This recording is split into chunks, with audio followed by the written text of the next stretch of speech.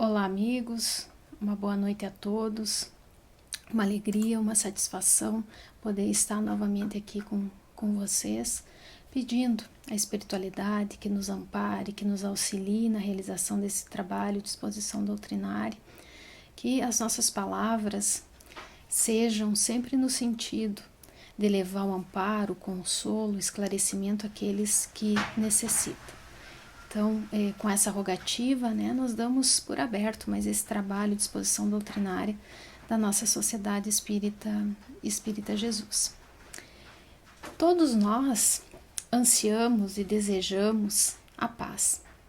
Ainda assim, quando nós pensamos nesse assunto, nos vem à mente uma frase do benfeitor Emmanuel que diz que há muitos que buscam a paz, mas são raras as pessoas que tentam de fato segui-la. E é para refletir sobre isso, sobre essa nossa necessidade, sobre esse nosso desejo e às vezes a nossa dificuldade de conseguir levar isso a cabo, que nós vamos refletir nessa noite. E para isso, nós trouxemos o livro Vinha de Luz, um livro que é uma psicografia de Francisco Cândido Xavier, ditado pelo Espírito Emmanuel, e lá no capítulo 105 tem um texto, uma passagem que é baseada num trecho do Evangelho de João, que é nosso conhecido, quando Jesus diz assim, deixo-vos a paz, a minha paz eu vos dou, mas eu não dou como o mundo a dá. Então, para que a gente possa refletir sobre a temática da paz, para que a gente possa pensar nas palavras do Cristo, através da interpretação do auxílio que o benfeitor Emmanuel nos traz, então nós trazemos então esse texto, que nós gostaríamos de ir lendo e comentando com os amigos, para que a gente possa então fazer essa nossa reflexão. Então, Emmanuel começa dizendo assim, é indispensável não confundir a paz do mundo com a paz do Cristo. E aqui ele coloca então que existem dois tipos de paz, o que seria a paz do mundo e o que seria a paz do Cristo, dizendo que elas não são a mesma coisa. Então vamos tentar ver o que é o conceito que normalmente nós temos de paz. E aí para que a gente pense sobre isso, é importante que a gente diga que esse conceito, ao longo do tempo, ele foi bastante viciado. Por quê? Porque muitas vezes nós associamos a ideia de paz com alguma coisa que é material. Então, por exemplo, eu vou ter paz quando eu tiver minha casa, né? Eu vou ter paz se eu tiver saúde física, eu vou ter paz se eu tiver dinheiro. Enfim, né? Qualquer garantia exterior nós associamos a isso. Isso é muito comum. Então, mesmo quando são garantias materiais, né, e que elas nos trazem um bem-estar momentâneo, a gente está associando paz a isso. Só que se nós formos absolutamente realistas na nossa reflexão, nas nossas ponderações, nós vamos ver que qualquer desses bens materiais que a gente associa, eles geralmente não nos satisfazem por um tempo muito longo. Por quê? Porque sempre tem alguma coisa que nós queremos, sempre tem alguma coisa que nós não temos e que é objeto do nosso desejo. Então, quando nós relacionamos paz com segurança pessoal, com a aparência exterior, essa é a paz do mundo, como diz o benfeitor, não é a paz do Cristo. Então, que tipo de paz seria realmente a paz de Jesus? E é para a gente ter essa resposta, para a gente conseguir pensar sobre isso, é que nós vamos dar continuidade, então, à nossa leitura e aos nossos comentários da mensagem, para que ao final a gente consiga responder de forma adequada essa questão. E aí Emmanuel prossegue dizendo assim, a calma do plano inferior pode não passar de estacionamento. Então, vejamos que aquilo que às vezes nós chamamos de paz é mais acomodação, quer dizer, parece que eu estou em paz, mas na verdade eu estou acomodado em uma determinada situação. Então aqui vale talvez a gente perguntar, paz é tranquilidade? Não necessariamente, porque o descanso, o silêncio, por si só, eles não significam algo bom, né? Nós podemos pensar em várias situações, assim, em lugares silenciosos, em lugares que aparentemente são tranquilos, que têm descanso, mas que talvez ali as pessoas não estejam de fato pacificadas, que elas não se encontrem em um estado de pacificação. Também é possível que algumas pessoas se mantenham em silêncio, inertes, pelo medo da represália, pelo medo da repreensão, né, pelo medo da violência. Da mesma forma, se nós pensarmos em âmbito internacional, né, quando a gente fala na paz entre as nações, né, é algo que a gente pode trazer também para pensar, sempre que termina uma guerra, frequentemente são impostas condições para aquele que é vencido, né? Então a gente pensa assim, ó, a paz foi estabelecida. Só que, na verdade, aquele que venceu, ele está impondo uma série de condições que ali mesmo já tem o germe, já tem o início, já tem o princípio, já traz a semente para um revide, para futuras violências. Então é aquela paz pela opressão, né? Aquela paz pela subjugação. Pode parecer que a situação está resolvida, que está tudo bem, mas na verdade o que tem é essa subjugação em cima daquele que é derrotado. Às vezes também nós percebemos alguma coisa errada, né, que está acontecendo em alguma situação, em prejuízo de outra pessoa, e talvez a gente prefira silenciar, talvez a gente prefira ficar quieto, a gente prefira não se intrometer, a gente prefira não se meter naquela situação, né, a título de fato de preservar a nossa paz. Mas será que isso é paz de fato? Né? Então, na concepção do mundo, na concepção mundana, muitas vezes a paz envolve opressão, envolve a preguiça, envolve conivência. É isso que o benfeitor quer dizer quando ele se refere a estacionamento, né? Então, quando ele diz que no plano inferior pode não passar de estacionamento, quer dizer, não necessariamente vai haver progresso, porque é aquela paz da opressão, do domínio, da preguiça, né? Da conivência.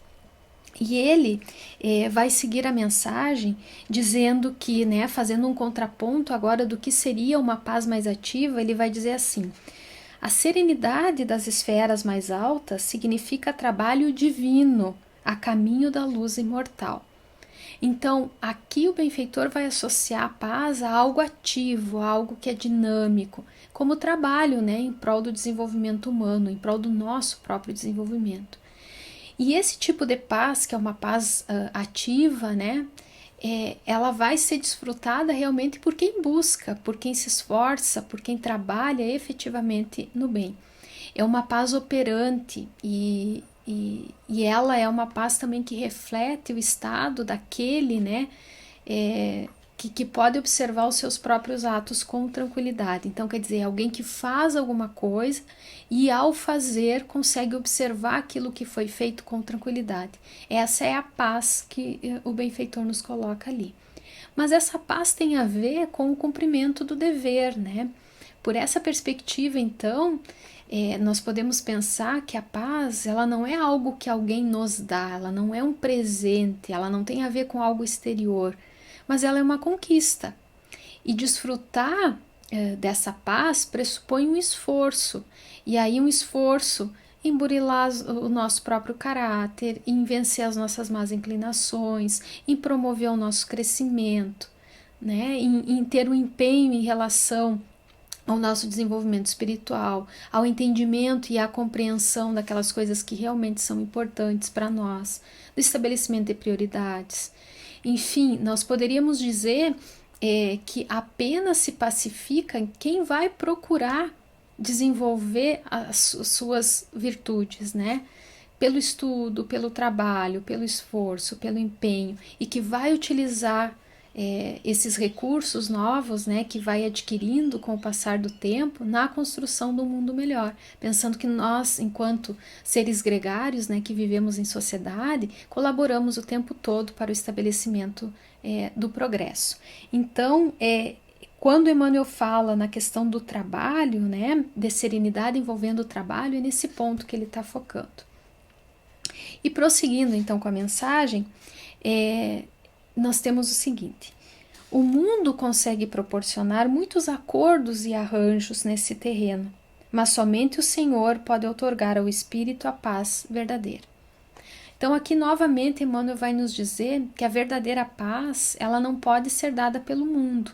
Então até existem arranjos, até existem acordos, tratados que podem ser feitos no sentido de apaziguar alguma coisa, de estabelecer um momento de trégua, mas que a paz verdadeira, ela é dada pelos ensinamentos de Jesus. Ele reforça esse aspecto de que a paz aparente, ela não é verdadeira, que a paz verdadeira é aquela que advém dos ensinamentos do Cristo. Isso vai ficar mais claro, né, conforme a gente for lendo a mensagem. E aqui ele vai trazer, nós, conforme formos prosseguindo, ele vai trazer uma série de situações que mostram como às vezes a gente enxerga essa paz. Então ele diz assim, ó, nos círculos da carne, então aqui no plano material, a paz das nações costuma representar o silêncio provisório das baionetas. Então, os momentos que nós não estamos em guerra. A dos abastados, inconscientes, é a preguiça improdutiva e incapaz. A dos que se revoltam no quadro de lutas necessárias é a manifestação do desespero doentio. A dos ociosos sistemáticos é a fuga ao trabalho. A dos arbitrários é a satisfação dos próprios caprichos. A dos vaidosos é o aplauso da ignorância. A dos vingativos é a destruição dos adversários. A dos maus é a vitória da crueldade. A dos negociantes sagazes é a exploração do inferior.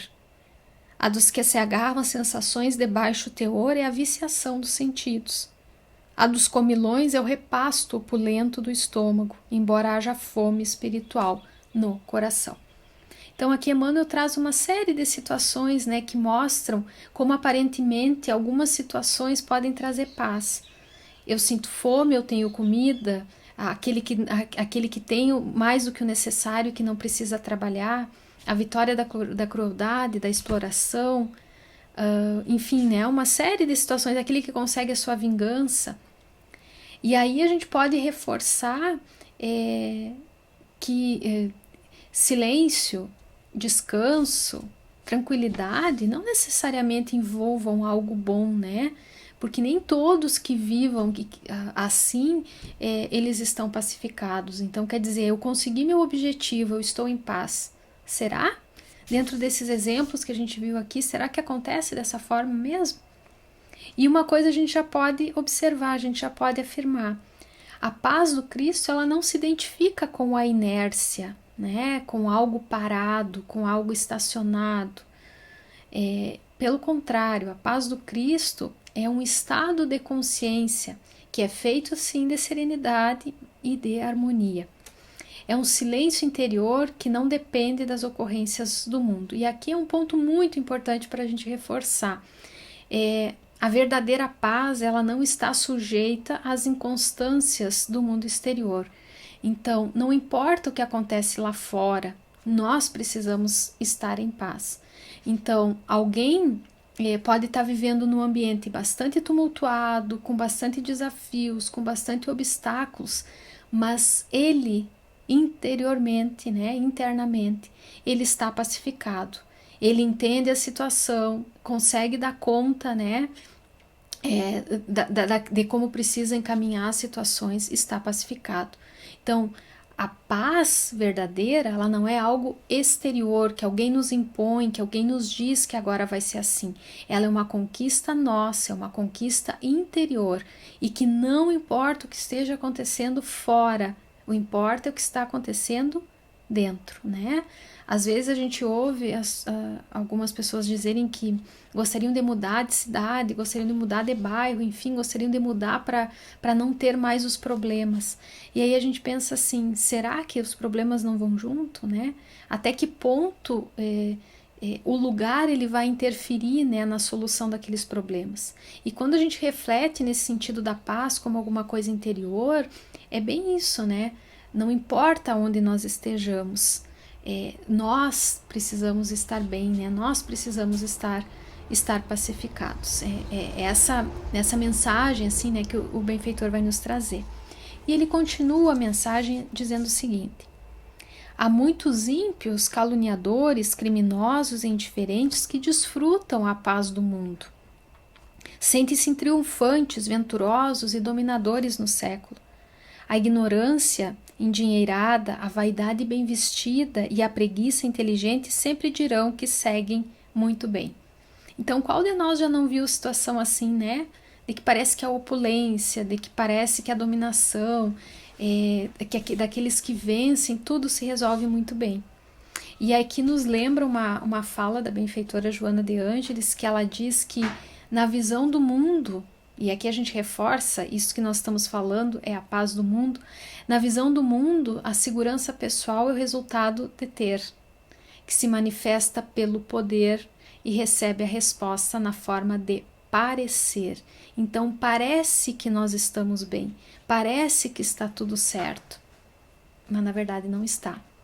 Então, Joana também nos diz assim aqui, muitas vezes, para nós termos aquilo que nós chamamos de paz, é necessário, né? Às vezes nós precisamos satisfazer os outros e não a nós mesmos. Então, nós nos vimos obrigados a atender a expectativa do outro em nome da paz. E essa é uma definição clássica da paz do mundo, né? De como o exterior ele vai influenciar. Mas não é essa paz que nós desejamos, não é essa paz verdadeira, como diz o benfeitor, né? Não é essa paz que nós queremos para nós. E ele conclui a mensagem dizendo o seguinte: não te esqueças, contudo, de que a paz do mundo pode ser muitas vezes o sono enfermiço da alma. Busca, desse modo, aquela paz do Senhor, paz que excede o entendimento por nascida e cultivada, portas adentro do espírito, no campo da consciência e no santuário e no santuário do coração.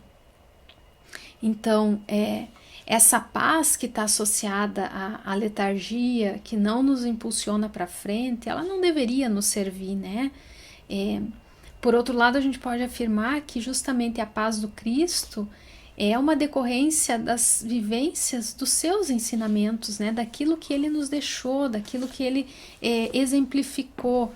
Então, essa prática, essa ação no bem, ela foi mostrada nos exemplos que Jesus nos deixou, nos ensinamentos que ele nos deixou, e é um estado de consciência, né? Que está em harmonia com as leis divinas. E aí, quando o benfeitor nos aconselha que nós busquemos essa paz, a gente reforça, né, que durante muito tempo nós pensamos que período de paz é aquele período, né, em que nós nos preparamos para alguma guerra.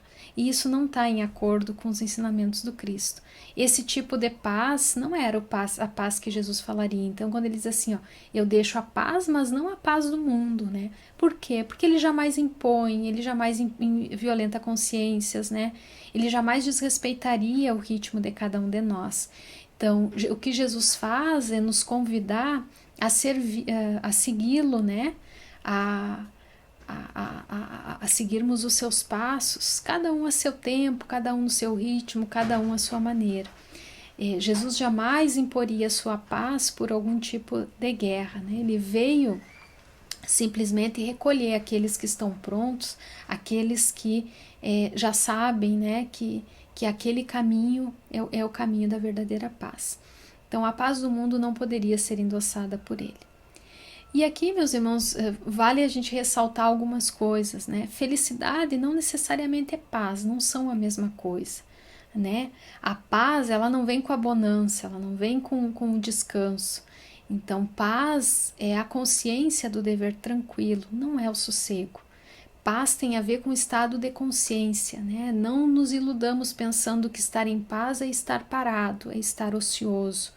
Então, a paz verdadeira é aquela que promove a nossa própria felicidade. Em qualquer lugar onde nós estejamos, em qualquer circunstância que nós enfrentemos, em qualquer situação que nós nos deparemos. Tem uma frase também do Chico, quando ele fala sobre isso, né, sobre a paz, que ele vai dizer que a paz em nós não resulta das circunstâncias externas, e sim da tranquilidade de consciência do dever cumprido. Então ele associa, né, a paz interior com o dever cumprido. E na verdade gira em torno disso, né? O mundo não pode nos dar paz, porque antes de qualquer coisa, a paz verdadeira significa conquista interior.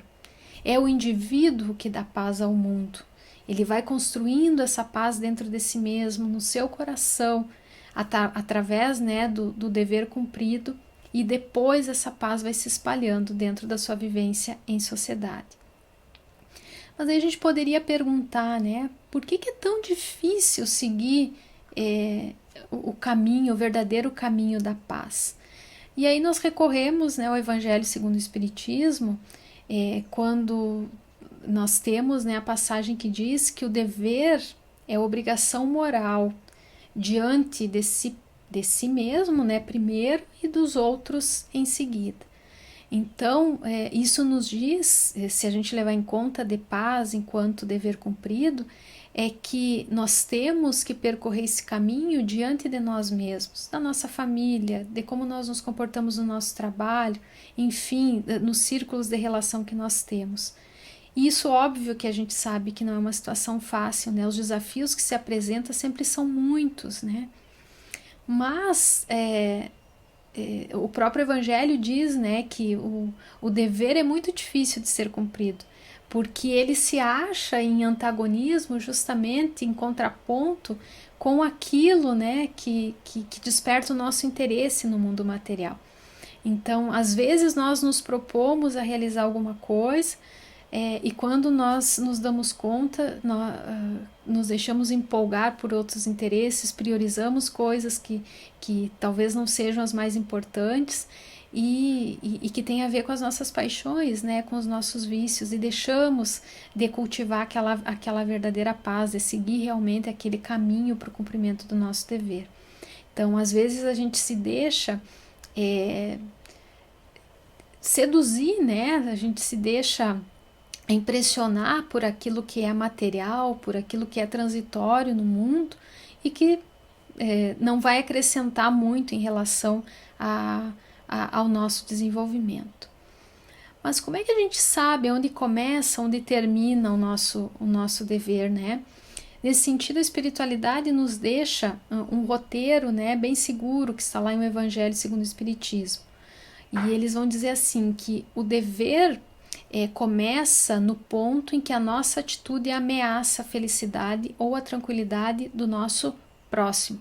Então, termina no limite em que nós não gostaríamos de ver, né, aquela ação sendo realizada em relação a nós mesmos. Então, o limite é justamente não ultrapassar o direito do outro, né, aquilo que o outro pode usufruir.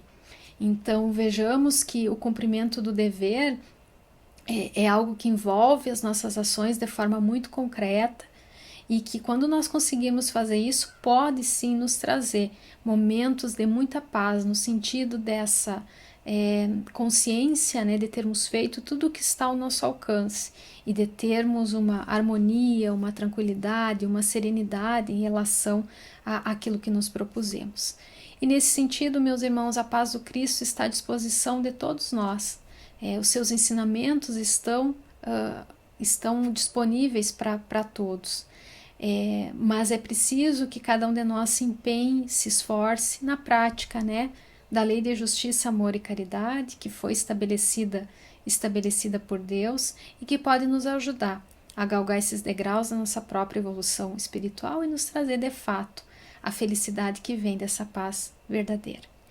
Então, convidamos a todos para refletir sobre essa breve e despretensiosa temática, né, que possamos todos alcançar e construir o nosso caminho de paz interior, para que sigamos na nossa caminhada e que a paz do Cristo, a verdadeira paz, a paz do Cristo esteja com todos nós, hoje e sempre.